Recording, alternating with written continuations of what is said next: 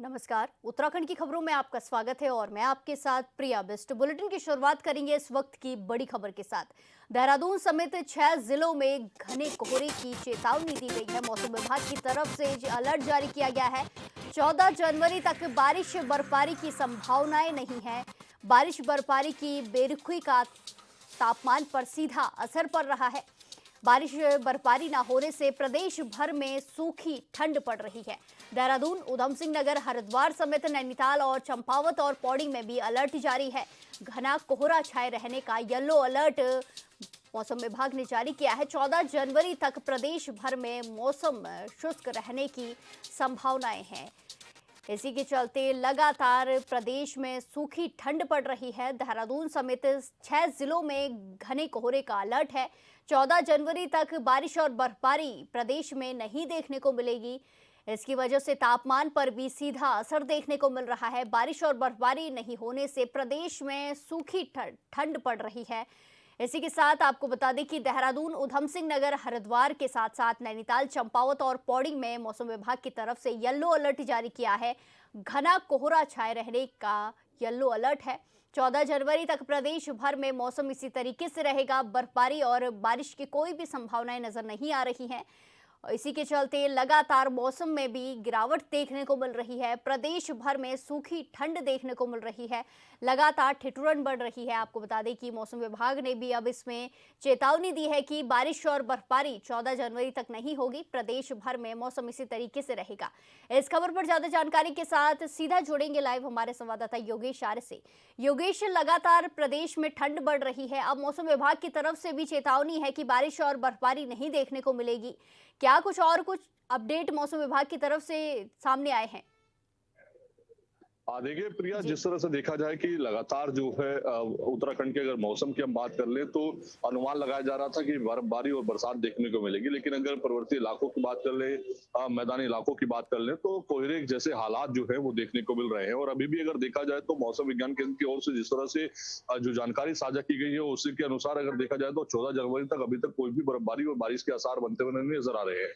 हालांकि नए साल के दौरान जो है बर्फबारी और बारिश के आसार बनते हुए दिखाई दिए थे। उस दौरान भी जो है मौसम विज्ञान केंद्र ने आशंका जताई गई थी, लेकिन जो उनकी आशंका जताई गई वो पूरी तरह से साबित सटीक नहीं हो पाई। जी। अब फिर एक बार ये जताई जा रही है आशंका कि 14 फरवरी के बाद जो है बरसात हो सकती है, लेकिन 14 जनवरी तक कोई भी इस तरह के आसार बनते हुए नजर नहीं आ जी, रहे हैं। बिल्कुल योगेश, लेकिन अगर जिस हम तरीके से शाम को लगातार ठंड बढ़ रही है, वहीं स्कूलों में कई जगह स्कूल खुल भी चुके हैं बच्चों के, तो उसमें क्या कुछ बदलाव किया गया है?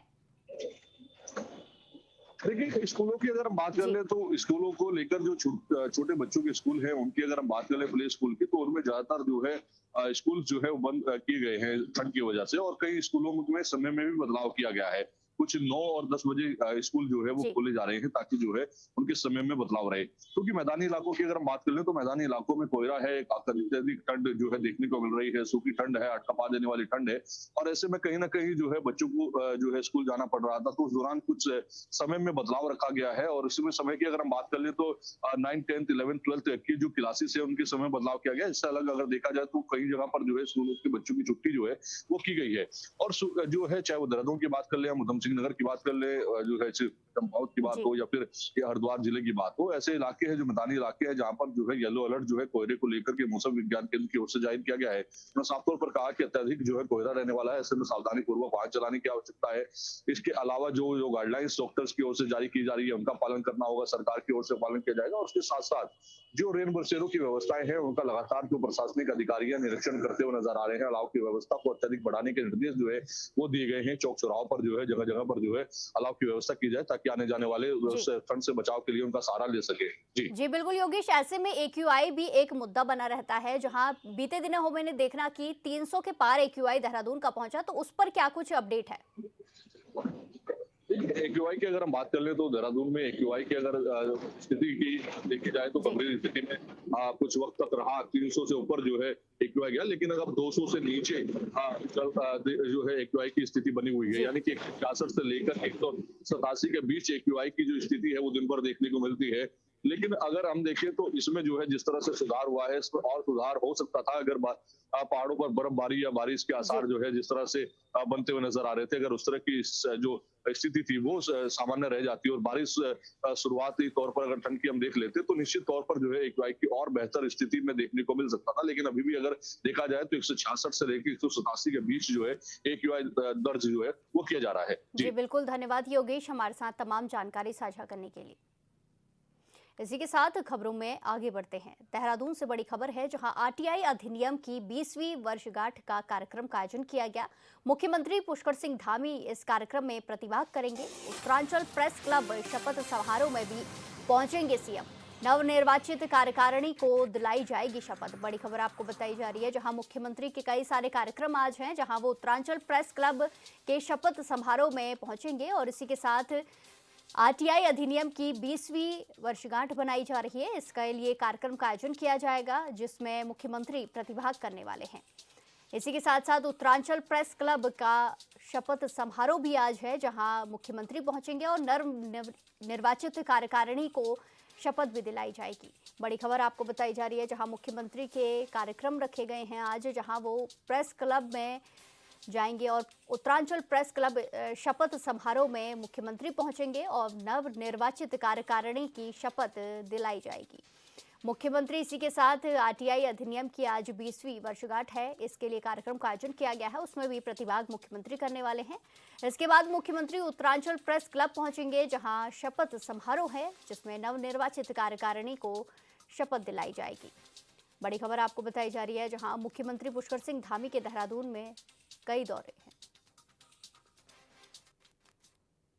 इसी के साथ खबरों में आगे बढ़ते हैं। अगली बड़ी खबर नैनीताल से है, जहां मनोज कुमार गुप्ता होंगे उत्तरांचल हाईकोर्ट के नए चीफ जस्टिस। इलाहाबाद हाईकोर्ट के वरिष्ठ न्यायाधीश हैं जस्टिस मनोज कुमार, आज रिटायर हो रहे हैं वर्तमान चीफ जस्टिस जी नरेंद्र। बड़ी खबर आपको बताई जा रही है, उत्तराखंड के हाईकोर्ट से जुड़ी हुई है, जहां मनोज कुमार गुप्ता को उत्तराखंड हाईकोर्ट के नए चीफ जस्टिस के तौर पर जिम्मेदारी मिली है। इलाहाबाद हाई कोर्ट के वरिष्ठ न्यायाधीश हैं जस्टिस मनोज कुमार। इसी के साथ आपको बता दें कि जो वर्तमान में चीफ जस्टिस हैं वो आज रिटायर होने वाले हैं। जी नरेंद्र वर्तमान में चीफ जस्टिस हैं, जो आज रिटायर होने वाले हैं। इसी के साथ मनोज कुमार गुप्ता को ये नई जिम्मेदारी सौंपी गई है, जहां उन्हें उत्तराखंड हाई कोर्ट के नए चीफ जस्टिस के तौर पर जिम्मेदारी दी गई है। इलाहाबाद हाई कोर्ट के वरिष्ठ न्यायाधीश के तौर पर चीफ जस्टिस मनोज कुमार काम कर चुके हैं। इसी के साथ आज रिटायर हो रहे हैं वर्तमान चीफ जस्टिस जी नरेंद्र और नैनीताल हाई कोर्ट को नए चीफ जस्टिस मिलने वाले हैं, जो मनोज कुमार गुप्ता हैं, जो चीफ जस्टिस बनाए गए हैं। इलाहाबाद हाई कोर्ट के वरिष्ठ न्यायाधीश हैं चीफ जस्टिस मनोज कुमार। आज रिटायर जो वर्तमान चीफ जस्टिस हैं जी नरेंद्र वो होंगे। इसके बाद उत्तराखंड के नए चीफ जस्टिस के तौर पर मनोज कुमार गुप्ता को जिम्मेदारी सौंपी जाएगी। इलाहाबाद हाई कोर्ट के वरिष्ठ न्यायाधीश है जस्टिस मनोज कुमार। इसी के साथ खबरें विस्तार से। उत्तराखंड हाई कोर्ट के चीफ जस्टिस नरेंद्र जी गुहानाथन आज रिटायर हो रहे हैं, जिसके चलते बीते दिन आम सभा का आयोजन किया गया, जहां chief justice high court bar association और सभी अधिवक्ताओं ने उनका भव्य स्वागत किया। इस दौरान हाई कोर्ट बार एसोसिएशन ने उनके बेहतर कामकाज के लिए उनको सम्मानित किया और भविष्य के लिए बधाइयां दी। साथ ही कार्यक्रम में चीफ जस्टिस ने भी सभी अधिवक्ताओं का धन्यवाद अदा किया और कहा कि उत्तराखंड से उनको बेहद ही लगाव रहा है और सभी के सहयोग के लिए वकीलों का धन्यवाद है। Always had an affinity with the hills.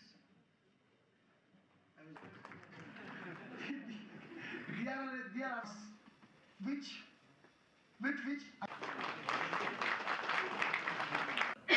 it has been a wonderful 1 year, and the 1 year has passed by so fast. I still feel as if it was just a couple of days back that I was sworn as the Chief Justice.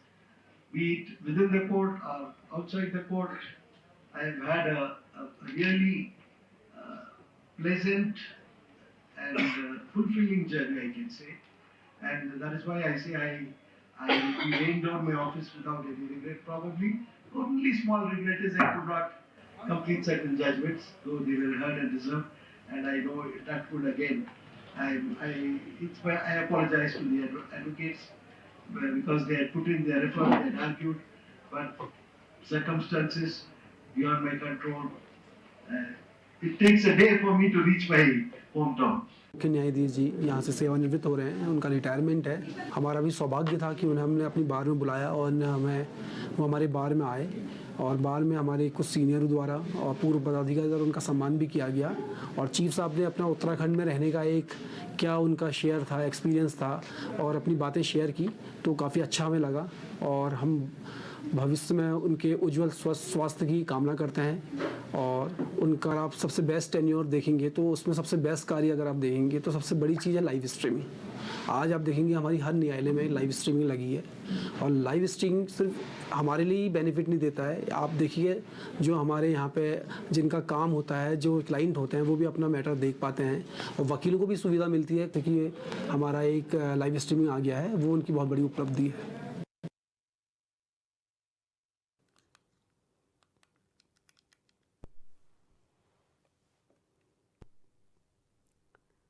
इसी के साथ खबरों में आगे बढ़ते हैं। इस वक्त की बड़ी खबर नैनीताल से है, जहां इन्फ्लुएंसर ज्योति अधिकारी को 14 दिन की जेल हुई है। हल्द्वानी की एसीजेएम कोर्ट ने ज्योति को न्यायिक हिरासत में भेजा है। कुमाऊं की सामाजिक भावनाओं को ठेस पहुंचाना भारी ज्योति को पड़ा है। कल गुरुवार शाम ज्योति अधिकारी की गिरफ्तारी हुई थी। मुखानी थाना पुलिस ने ज्योति को गिरफ्तार किया था। सामाजिक कार्यकर्ता की शिकायत पर केस दर्ज हुआ और ये पूरी कार्रवाई देखने को मिली है, जहां इन्फ्लुएंसर ज्योति अधिकारी को 14 दिन की न्यायिक हिरासत में भेजा गया है। कुमाऊं की सामाजिक भावनाओं को ठेस पहुंचाने का आरोप उनके ऊपर लगा है। आपको बता दें कि कल गुरुवार शाम ज्योति अधिकारी की गिरफ्तारी हुई थी। मुखानी थाना पुलिस ने ज्योति को गिरफ्तार किया था। सामाजिक कार्यकर्ता की शिकायत पर यह केस दर्ज हुआ है, जिसके बाद एसीजेएम कोर्ट ने ज्योति को न्यायिक हिरासत में भेजा है। 14 दिन की न्यायिक हिरासत में उन्हें भेजा गया है। इसी के साथ खबरों में आगे बढ़ते हैं। हरिद्वार पहुंची उर्मिला सनावर से एसआईटी टीम ने लंबे समय तक पूछताछ की, जिसके बाद उर्मिला सनावर ने मीडिया के सामने आकर कहा कि एसआईटी ने उनसे जो भी सवाल किए, उनके सभी जवाब उन्होंने पूरी स्पष्टता के साथ दिए हैं और उनके पास मौजूद हर जानकारी जांच टीम के साथ साझा की गई है। ऑडियो रिकॉर्डिंग मामले को लेकर उर्मिला ने बताया कि संबंधित ऑडियो और उससे जुड़ी पूरी जानकारी भी एसआईटी को सौंप दी गई है। देखिए, जितनी भी समस्त जो भी पूछताछ हुई, जो एसआईटी ने जो भी मेरे से क्वेश्चन पूछे हैं, मैंने पूरे हर तरह के मैंने सारे जवाब दिए हैं, ठीक है ना। और ये 6-7 घंटे मेरे ख्याल से एसआईटी जांच चली है और जो भी चीजें हमें पता थी, सभी चीजों से रिलेटेड हमने पूरे सब जवाब दिए हैं। जो सब चीजें हैं और हाँ सब दिए, पूरी रिकॉर्डिंग भी बताई, टाइम भी बताया, हर चीज जो पूछा। इतने घंटे आप पता है कि बातचीत चली है। तो ऑडियो रिकॉर्डिंग के अलावा देखिए, अभी तो जितने भी सारे ऑफिसर्स थे, सबने बहुत यही बोला है कि मतलब निष्पक्ष जांच करेंगे और कम से कम 4-5 कैमरे लगे हुए थे, तो उसमें कोई गलत तो नहीं बोल सकता, उसमें झुटला भी नहीं सकता, क्योंकि सारे कैमरे जितने भी चल रहे थे, हमारे ऊपर 4-5 कैमरे थे, तो वो झूठ नहीं बोल सकते। सिर्फ एक डिवाइस है, जो मोबाइल है, वो डिवाइस हमें मेरे ख्याल से कोर्ट में जमा करा देंगे। अंकिता को इंसाफ दिलाने की इस लड़ाई में अंकिता कब रहेंगी क्या? अंकिता के मैं मतलब जहां तक भी मैं चाहूंगी, मैं साथ खड़ी हूँ, अंकिता के घर वालों के साथ खड़ी हूँ और उत्तराखंड के जो भी समस्त जनता उसके साथ खड़ी, क्योंकि अंकिता हमारी बेटी नहीं है, पूरे देश की बेटी थी। Investigation part of police department है। वो अपने तरीके से जो सवालात कर रहे हैं वो ऐसे शो ऑफ नहीं किए जाते हैं, पार्ट ऑफ इन्वेस्टिगेशन है। और इस सवाल का जवाब मैं कोई कमेंट्स तो नहीं करना चाहूँगा, लेकिन जो तरीका जो है सॉफ्टवेयर है, कोई सॉफ्टनेस के तरीके से पूछताछ हो रही है, तो ऐसा नहीं। ज़्यादातर ऑफेंसेस जो है अवेलेबल है, तो इसमें अरेस्टिंग तो नहीं है। देखो, लगना तो एक अलग चीज़ें होती है, लगना नहीं है, जो अकॉर्डिंग टू लॉ होगा वो होगा। सर, एंटीसिपेटरी बेल के लिए अपनी तरफ हाँ बिल्कुल, जो मतलब प्रोसीजर ऑफ लॉ है वो अपनाया जाएगा और कानून सबके लिए बराबर है। उनका भी किया जाएगा, जो अकॉर्डिंग टू लॉ है उनका निपटारा किया जाएगा।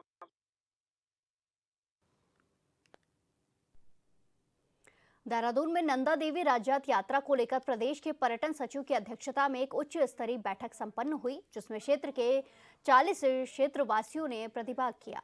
इस बैठक में यात्रा के मार्ग और व्यवस्था पर चर्चा हुई। मां नंदा भगवती के मूल स्थान नंदाधाम सिद्धपीठ कुरुड़ की उपेक्षा और पारंपरिक रीति रिवाज में हस्तक्षेप के साथ छेड़छाड़ के मुद्दे को क्षेत्र की जनता ने प्रमुखता से उठाया। बैठक के दौरान कुरुड़ नंदा धाम के प्रतिनिधियों ने अपनी बात दृढ़ता से रखी कि कुछ विशेष रसूखदार व्यक्तियों की ओर से मां नंदा भगवती के मूल स्थान सिद्धिपीठ कुरुड़ की उपेक्षा की जा रही है। उपस्थित गौड़ पुजारियों ने स्पष्ट किया है कि कुरुड़ धाम की सहभागिता और सम्मान के बिना बड़ी नंदा जात यात्रा की ऐतिहासिक परंपरा अधूरी है और उसके मूल स्वरूप को किसी व्यक्ति विशेष की ओर से परिवर्तन की कोशिशों का हम सब घोर विरोध करते हैं। मां नंदा भगवती के प्रति जनमानस के गहरी आस्था रखने वाले बधान, दशचौली और बण क्षेत्र के प्रतिनिधि सिद्धिपीठ धाम कुरुड़ के गौड़ पुजारी मां नंदा भगवती की सभी डोलियों के अध्यक्ष ने अपनी बात रखी। इस बैठक में पद्मश्री से सम्मानित उत्तराखंड की प्रसिद्ध जागर गायिका बसंती देवी बिष्ट भी उपस्थित रही। उन्होंने मां नंदा के इस हिमालय महाकुंभ की आध्यात्मिक और सांस्कृतिक पक्ष की जानकारी साझा की।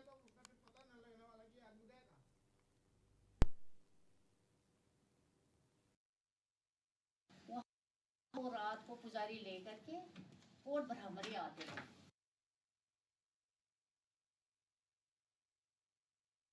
उसके लिए व्यवस्था भी हर गांव में होना बहुत जरूरी है। कहीं लाइट की। इसी के साथ खबरों में आगे बढ़ते हैं। बीजेपी युवा मोर्चा के नवनियुक्त प्रदेश मंत्री आर्यन देव उनियाल के मसूरी पहुंचने पर युवा मोर्चा के कार्यकर्ताओं और स्थानीय लोगों ने उनका जोरदार स्वागत किया। राधा कृष्ण मंदिर सभागार में आयोजित कार्यक्रम में फूल मालाओं से उनका स्वागत किया गया। वहीं पिक्चर पैलेस चौक पर आतिशबाजी कर खुशी जताई गई। आर्यन देव उनियाल ने स्वागत के लिए मसूरी वासियों और कार्यकर्ताओं का आभार जताते हुए कहा कि बीजेपी में मेहनती कार्यकर्ताओं को आगे बढ़ाने का अवसर मिलता है। उन्होंने कहा कि पार्टी की कथनी और करनी में कोई अंतर नहीं है और प्रधानमंत्री नरेंद्र मोदी और मुख्यमंत्री पुष्कर सिंह धामी के नेतृत्व में युवाओं को संगठन और शासन में आगे लाया जा रहा है। उन्होंने कहा कि उनकी प्राथमिकता युवाओं को आगामी चुनाव के लिए तैयार करना और सोशल मीडिया के जरिए सरकार की योजनाओं का जन जन तक पहुंचाना है। उधर विपक्ष पर निशाना साधते हुए उन्होंने कहा कि मुद्दा विहीन विपक्ष भ्रामक बातों से जनता को गुमराह करने की कोशिश कर रहा है।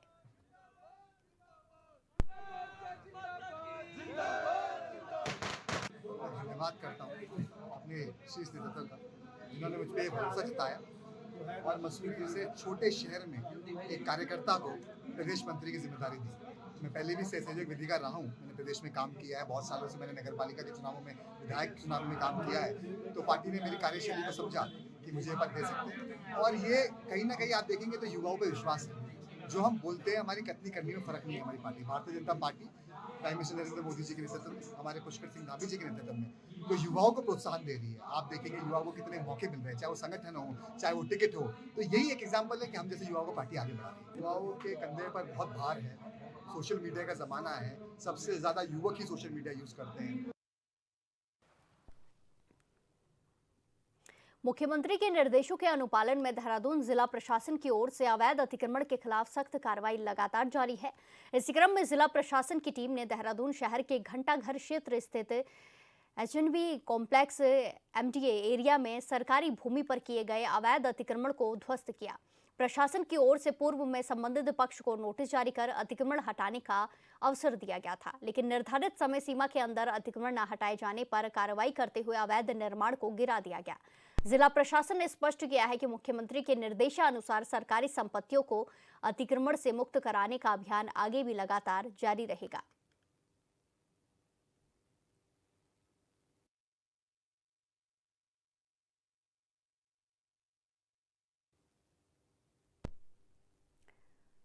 रुद्रपुर के सिटकुल क्षेत्र में तेंदुए की लगातार दस्तक से बीते 2 दिनों से दहशत का माहौल बना हुआ है।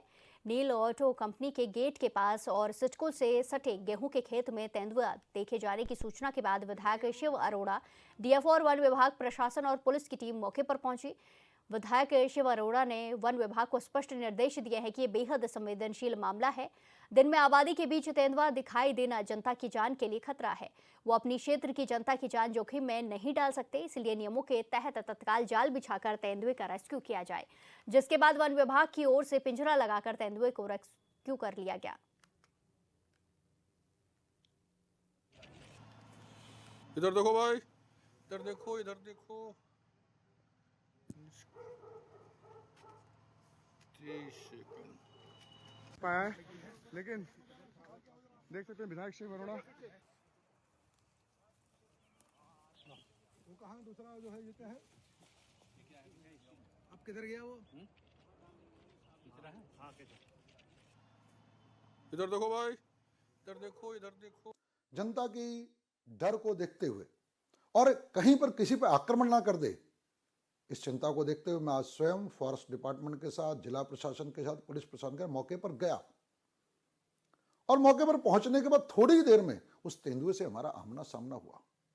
बड़ा कठिन समय था, बड़ा चुनौतीपूर्ण समय था उस समय, लेकिन हमने निर्णय लिया, तुरंत फॉरेस्ट डिपार्टमेंट को हमने निर्देशित किया और उस तेंदुए के रेस्क्यू का अभियान मेरे सामने मैंने स्वयं शुरू कराया।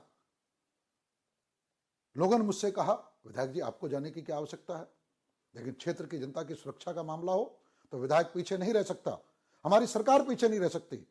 पूरी सरकारी मशीनरी मेरे साथ इस क्षेत्र की जनता की सुरक्षा के लिए थी। मैंने अपील की थी कि उस क्षेत्र के लोग सावधानी रखें और किसी भी प्रकार से ऐसी स्थिति का या किसी पर आक्रमण।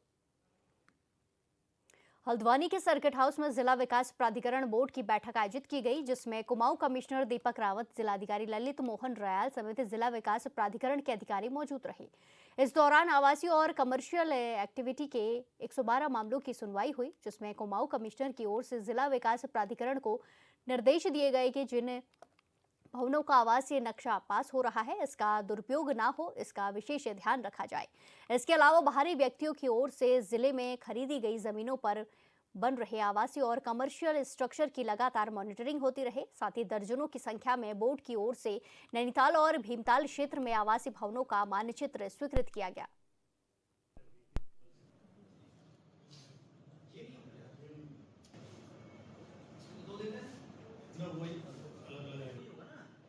काफ़ी एरिया भीमताल का आज की तारीख में नगर निकाय के अंतर्गत आ चुका है, तो लिहाजा उसमें कृषि नहीं हो रही है। तो पूर्व में ये देखा गया था कि कई बार इसका जो वहाँ पे अनुमन्य है 60 वर्ग मीटर का कृषि जोन में, उसका मिसयूज़ हो रहा था। तो लोग या तो उसके जगह होटल्स बना दे रहे थे या फिर अन्य कोई निर्माण कर रहे थे 60 वर्ग मीटर से ज़्यादा। तो इसलिए तय किया था कि इनको बोर्ड के समक्ष रखा जाए फोटोग्राफ्स के माध्यम से, ताकि मोटे तौर पर पता रहे कि वहाँ पर क्या पास हो रहा है। और सेकेंडली लोकल लोगों की जो नीड्स हैं, जिनके नक्शे अनावश्यक लटक रहे थे, वो भी ना लटकें, तो वो वाले मैटर्स भी थे, उनको भी देखा गया है।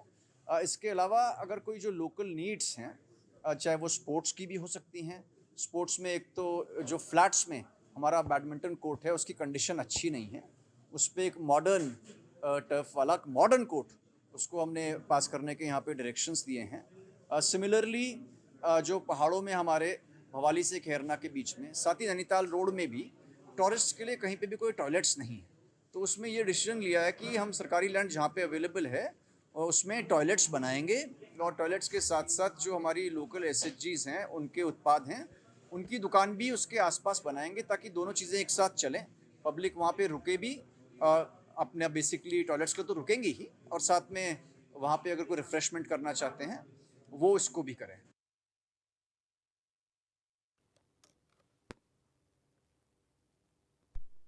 लोहाघाट के बिसंग क्षेत्र के रहने वाले पूर्व सैनिक प्रताप सिंह मेहरा ने अपने कठिन परिश्रम और मेहनत से अपनी बंजर भूमि को शानदार बगीचे में बदल डाला है। साथ ही उनकी ओर से बड़ी तादाद में यहां पर सब्जी उत्पादन भी किया जा रहा है। उन्होंने खुद अपने बगीचे में मेहनत करने के साथ ही आदमी भी लगा रखे हैं। वर्तमान में उनके बगीचे में 1200 से ज्यादा सेब, 300 कीवी और 100 माल्टा के पेड़ मौजूद हैं। इन शानदार बगीचों में बनाने में प्रताप सिंह को नाम मात्र की सरकारी सुविधा मिली है। प्रताप सिंह मेहरा ने बताया कि 24 साल उन्होंने फौज में नौकरी की। इसके बाद रिटायरमेंट होने के बाद पुरखों की बड़ी बंजर भूमि में बागवानी करने की सोची। इस कार्य में उन्होंने बताया कि उनकी काफी ज्यादा धनराशि खर्च हो चुकी है। अपने ही खर्च पर उन्होंने बगीचे के लिए पानी की व्यवस्था की।